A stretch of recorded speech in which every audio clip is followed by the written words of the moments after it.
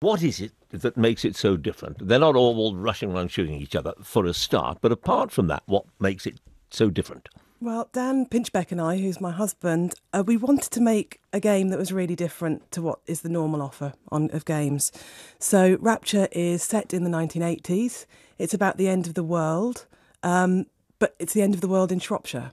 Oh. Which is fairly unusual for the games industry. So you walk around a deserted world and you're trying to uncover the story of what happens to the people. And they're ordinary people, and that was something that was really important to us, that it wasn't a chisel-jawed American hero going around fighting zombies. It's kind of like the Archers. We've got half the Archers. Ooh, not actually. That violent. Yeah, absolutely, at the moment. So it's about these ordinary people and you're trying to uncover what's happened to them. It's bucolic, it's beautiful, it's slow, it's unashamedly slow. Really? And it's just an exploration of what it is to be human and how we face adversity. And when you use the word rapture in the title, there could be a sort of spiritual, religious even meaning attached to that. Yeah, absolutely. It's not an overtly religious game. Dan and I aren't religious, but it's set in the fictional village of Yorton in Shropshire. And life in the 80s very much revolved around the church. And one of our central characters is Jeremy, who's a vicar. And one of the things that you're trying to do in the game is to discover why the world ends and whether that's a secular ending or a religious ending. This doesn't sound anything like any computer game I've ever seen in my life, not even vaguely like it. And I think that's why it's done so well, both with the critics and the Baftas and with audience members and players. People are buying it. People are buying it in their droves. I mean, we couldn't believe when we made our first game. Yeah.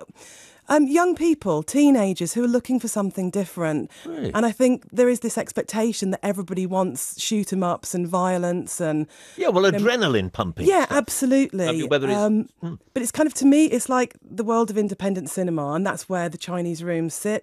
It's just a different thing that we're offering. But can you compete against somebody else? I mean, you compete against yourself, of course, as well in all these. But is there a competitive element to it? Because isn't that the point of these games? No, and I think that's what's different, is that we tell stories, and we tell stories in a way that no other medium can. So Rapture looks like a film, sometimes it sounds like a film, but what's unique about it is that But you're not making the film. I'm sorry, I'm struggling a little bit with the concept. You're not making the film, or are you? I'm trying to remember the name of that game. It wasn't a game, was it? Years and years ago, in the very early days of gaming, where we were the kids were building villages and towns. What? Oh, Minecraft. Yeah. It's not an active building, but what it is you're making your own story, because as a player you can choose to go in whatever direction, in whatever order you want. So you're building your own story. Because you say you're trying to discover the source, the reason why the world's coming to an end. It's not quite that then. You are actually creating your own middle, beginning and end. Yes, absolutely. I mean, the end point will always be the same, because the player can only then go to one certain place because they've been everywhere else.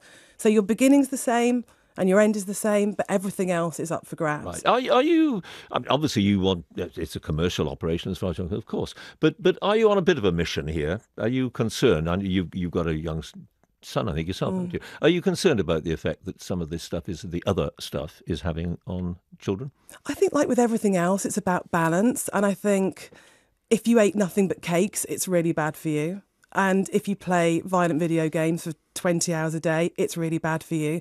That's a wee bit of a cop-out, correct? No, I don't think it is, actually. I think it's really important to say that it's a release for people. I think games get a really hard rap. And I think it's always the same go-to games with the media. It's always Grand Theft Auto and Call of Duty. But actually, there are games like Everybody's Gone to the Rapture and Her Story and Gone Home and Journey that people don't talk about so much because they're not violent and because they are offering something different, either relaxing or deep or meditative. So I think it's time that we changed the conversation about games and started to focus on what's positive about it. I think it's so easy to say, oh, they're just all bad for people. Well, we have had that conversation here this morning, I'm glad to say. Jessica, thank you very much and good luck tonight. Thank you so much.